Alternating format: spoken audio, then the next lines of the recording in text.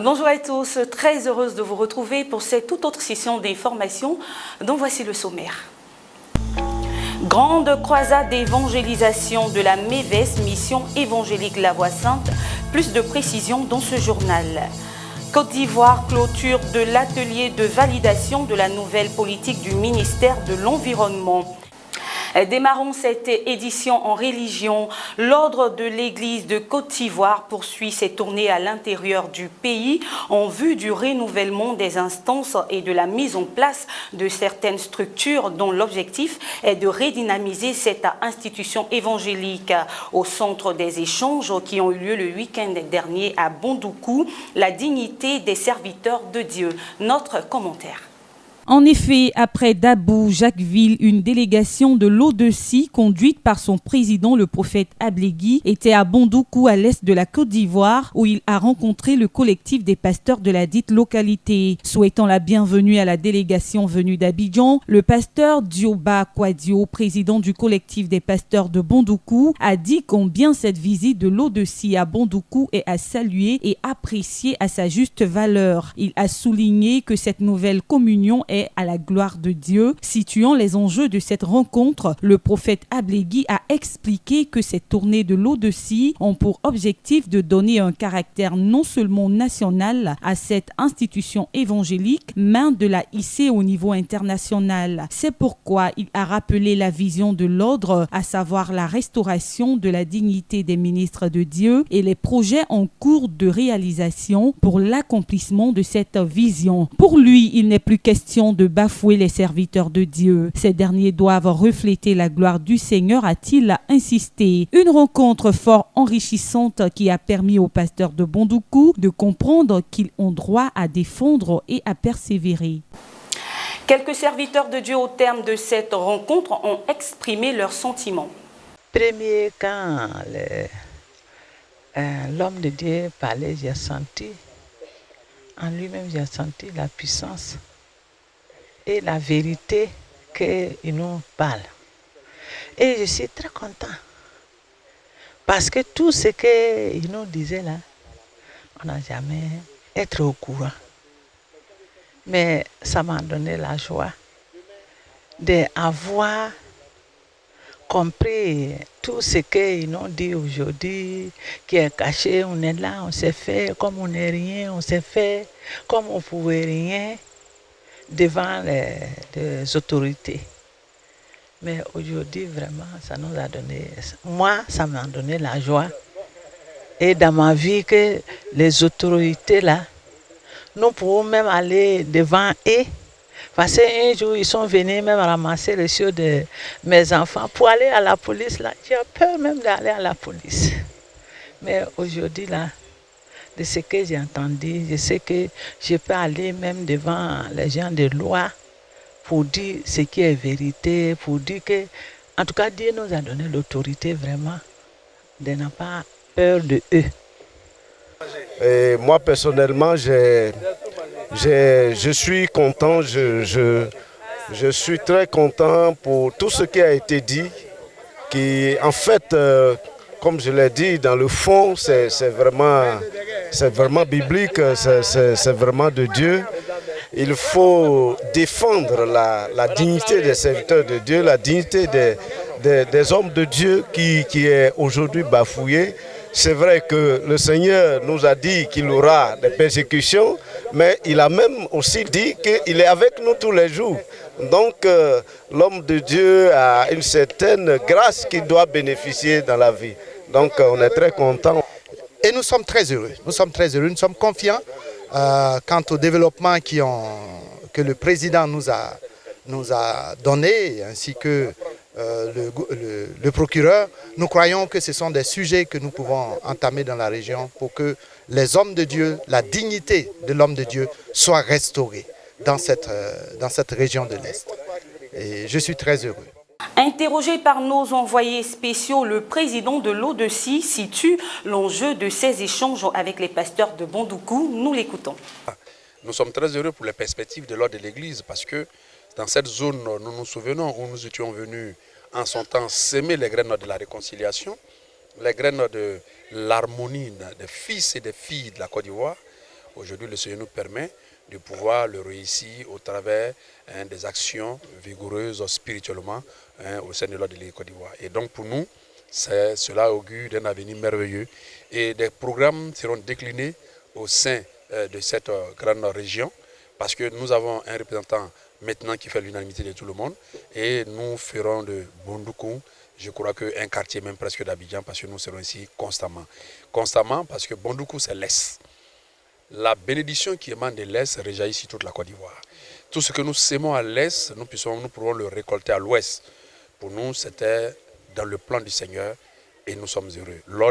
L'ordre, oui, agira et se fera connaître. L'ordre se manifestera et l'ordre permettra que la dignité des pasteurs, tant recherchée par le Seigneur, voulue par le Seigneur au travers de la vision qu'il a donnée à ses serviteurs, je crois que cette dignité sera une réalité dans cette région et sans cela, nous sommes très fiers.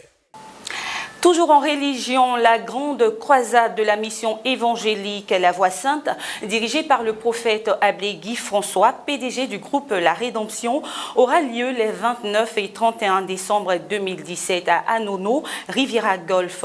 Participent à cette grande croisade plusieurs hommes de Dieu, dont l'évangéliste Dongo Bouaki et le prophète d'Amblé Canon. On en parle avec Estelle Trayo.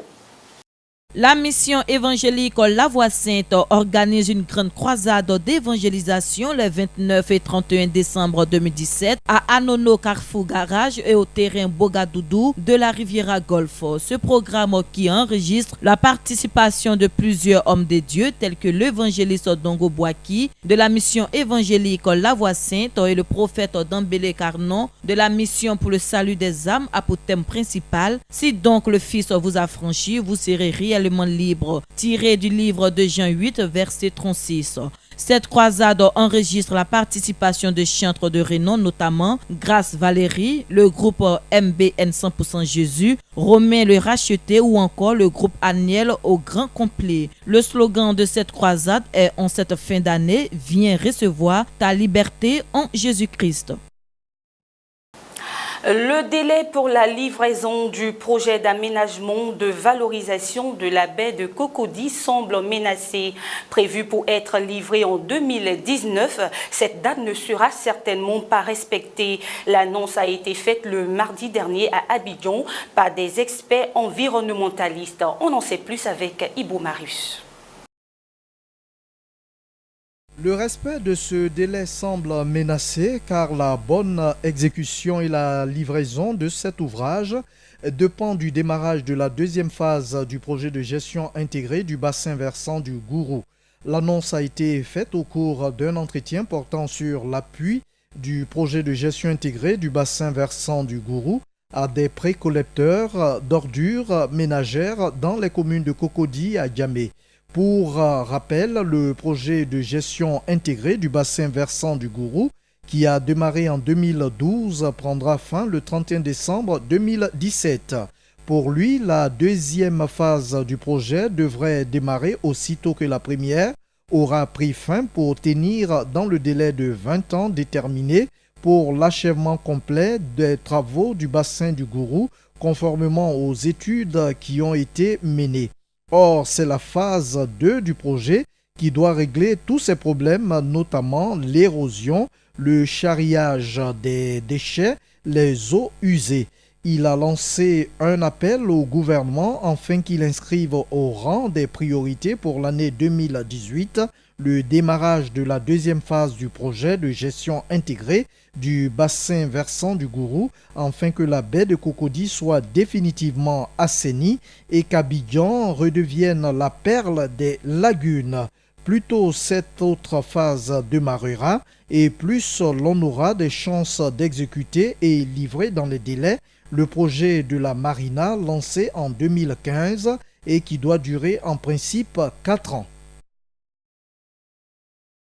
La Côte d'Ivoire a obtenu auprès de la Banque africaine de développement un prêt pour le financement de la centrale hydroélectrique de Saint-Grobo. C'était le mercredi dernier, ici même à Abidjan. Jean-Jacques Denis. Le conseil d'administration du groupe de la Banque africaine de développement BAD s'est prononcé le mercredi 6 décembre dernier sur le financement de la centrale hydroélectrique de Saint-Grobo. d'un montant de 50 millions d'euros, soit 32 797 850 000 francs CFA. Ces ressources permettront la réalisation de cette infrastructure d'une capacité de 44 MW. Réduire la production thermique en doublant la part d'énergie renouvelable dans la production électrique à 42% à l'horizon 2030 s'inscrit dans la volonté du gouvernement de diversifier le mix énergétique. Ce prêt accordé au titre du guichet privé de la Banque africaine de développement vise à promouvoir et à soutenir l'entrepreneuriat privé ivoirien à travers le soutien financier et l'expertise offerte aux promoteurs locaux de la centrale hydroélectrique. Des projets connexes d'infrastructures routières, en l'occurrence le bitumage d'un axe routier de près de 4 km sera réalisé parallèlement, lesquels permettront entre autres de faciliter la mobilité des habitants des villages voisins et améliorer la commercialisation des produits agricoles locaux. Le ministère de la Salubrité, de l'Environnement et du Développement durable a clos les travaux de validation de la nouvelle politique de son ministère. C'était à l'hôtel Rose Blanche 6 à Abidjan, Cocody, Angré, et c'est en Côte d'Ivoire. Ange Sacré. Plus d'une soixantaine de participants ont pris part à cet atelier de validation organisé les mardis 26 et mercredi 27 décembre 2017 au complexe hôtelier Abidjan Cocody Angré. Une initiative de la direction de l'environnement et de la prévention des risques.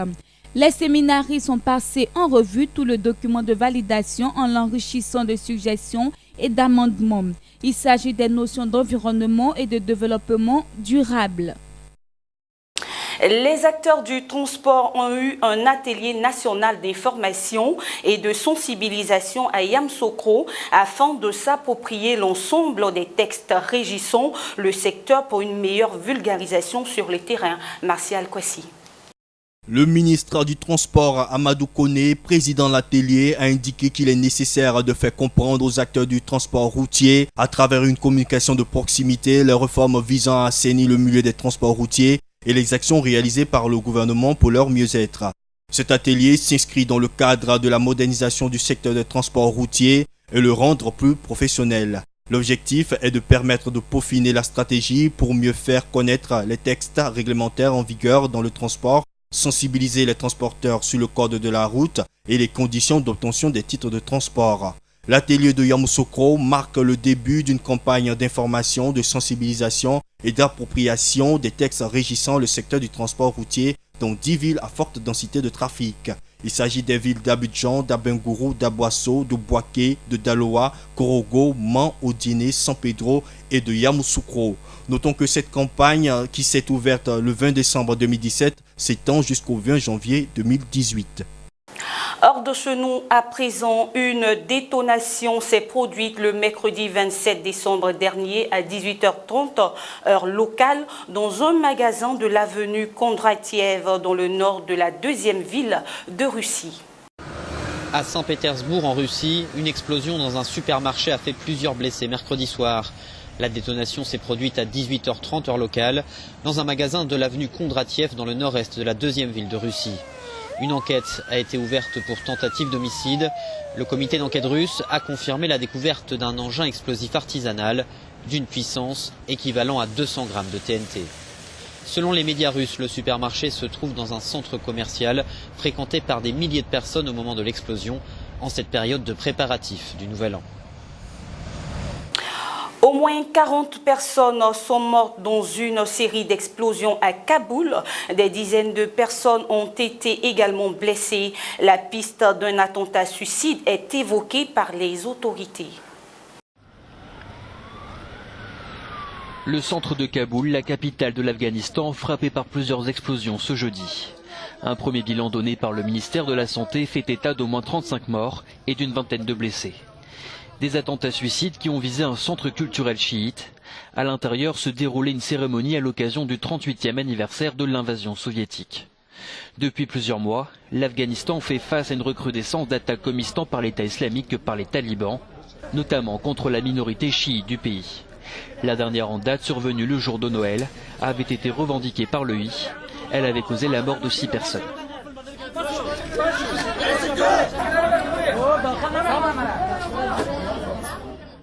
Terminant en football, l'arbitre ivoirien Abou Koulibaly a été retenu par la Confédération africaine de football pour officier les différentes rencontres du championnat d'Afrique des Nations Maroc 2018 à 11 séries. La Côte d'Ivoire aura son représentant lors du CHAN en 2018 qui se tiendra au Maroc. Il s'agit de l'arbitre ivoirien Abou Koulibaly qui a été retenu dans la liste de 23 officiels retenus pour officier au championnat d'Afrique des Nations. Selon l'instance du football africain, cette liste comprend 16 arbitres et 16 arbitres assistants pour représenter les 27 associations nationales. En outre, la commission des arbitres de la CAF a désigné 7 officiels qui joueront le rôle d'assistants vidéo. Ces officiels feront leur début dans une compétition officielle de la CAF. Soulignons qu'Abou Koulibaly a fait partie des 7 Ivoiriens qui ont obtenu le grade FIFA pour la saison 2014. Il faut noter que le CHAN 2018 se tiendra du 13 au 4 février 2018 dans 4 villes marocaines. Voilà, c'est la fin de cette édition que j'ai pris beaucoup de plaisir à vous présenter. On se retrouve très vite par la grâce de Dieu. Au revoir.